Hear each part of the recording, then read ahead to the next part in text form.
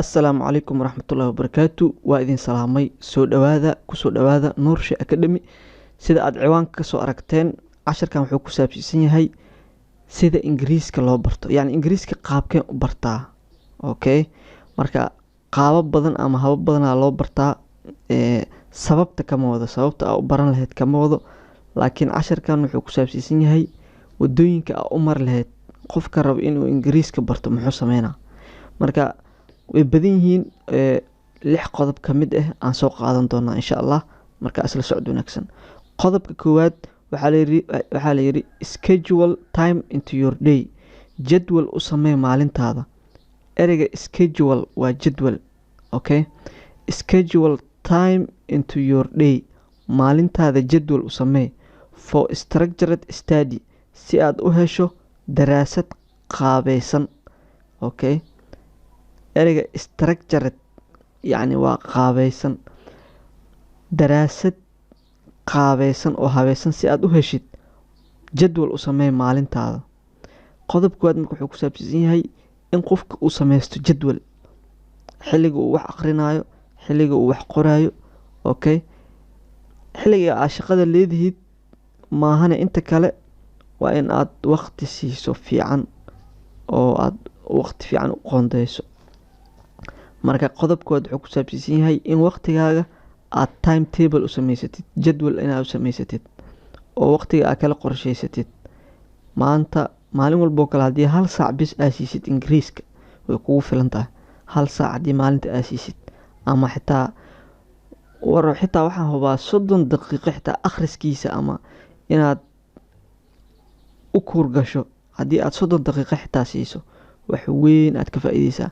oo laakiin aad joogto ka dhigto. Adduunka wax walbo joogto in laga dhigo ay ku fiican yihiin. Haddii 2 biri aad qaado oo 2 biri ama 2 saac xitaa siiso waxa ka fiican adoo maalin walba 1 saac ama 30 daqiiqo siiyo oo joogto ka dhigo oo dhowr ama sanad ama 2 sano ama oo wado. Markaas heer weyn aad ka gaaraysaa. Marka qodobkood wuxuu ku saabsan yahay in aad jadwal sameysato. Qodobka labaad waxaa la yiri learn baro things you enjoy, sheyada aad jeceshid in English Ingiriis ahaan u baro. Yani qof walba wuxuu jecel yahay, qof wuxuu jecel yahay sportiska ama kubadda cagta. Qofkaas waxaa laga rabaa inuu goalkeeper-ka wax Ingiriiska lagu yiraahdo inuu barto, calanwadaha wax Ingiriis lagu yiraahdo inuu barto, ciyaartoyda. Okay? Marka waxyaabaha aad jeceshid Ingiriiskooda baro. Qofka waxaa laga yaabaa inuu beeraha jecel yahay. Beeraha jeceshahay waxaa baranaysaa galeyda dalaga soo baxo, galeyda, digirta, bariiska, dalaga beeraha ka soo go'o ayaad Ingiriis ahaan u baranaysaa. Galey maxaa Ingiriis lagu yiraahdaa? Bariis maxaa Ingiriis lagu yiraahdaa? Digir maxaa Ingiriis lagu yiraahdaa? Salbugto, xasiid. Okay? Marka qof walba wuxuu jecel yahay horta ha ka bilaabo marka hore. Kadibna ha u gudbo waxyaabaha kaleento. waxaa jeceshid Ingiriiskooda baro. Ereyada aad jeceshid Ingiriiskooda baro. Qodobka 3 listen dhageyso an English language media, warbaahin ku hadasho afka Ingiriiska. Idaacad oo Ingiriis ku baxda dhageyso mar walba. Okay? wax badan aad ka faa'iideysaa.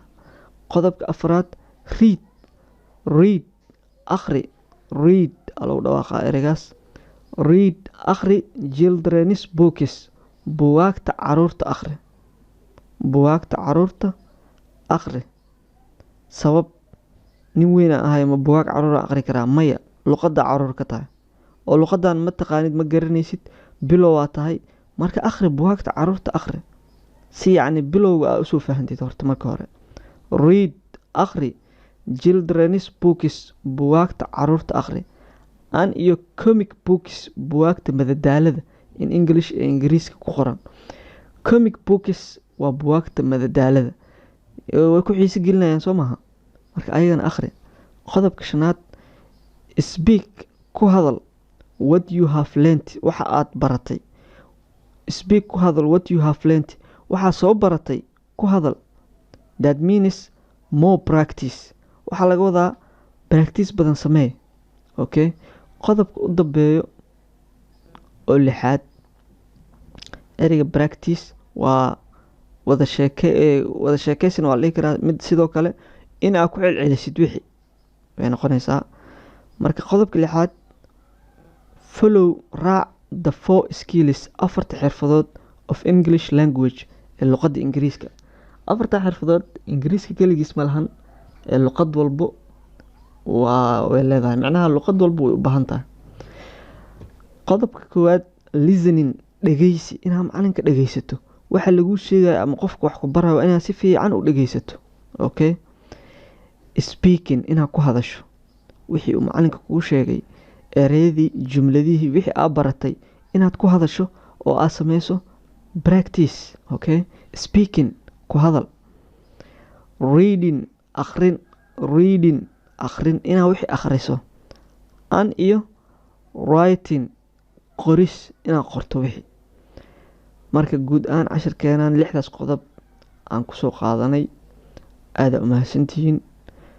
la socda cashirada kale ee aan soo gelin doono YouTube channelkeena Nuurshe Academy, hadduu Allah awoodda raali ka noqdo. waa idin salaamayaa. wassalaamu calaykum waraxmatullaahi wabarakaatu.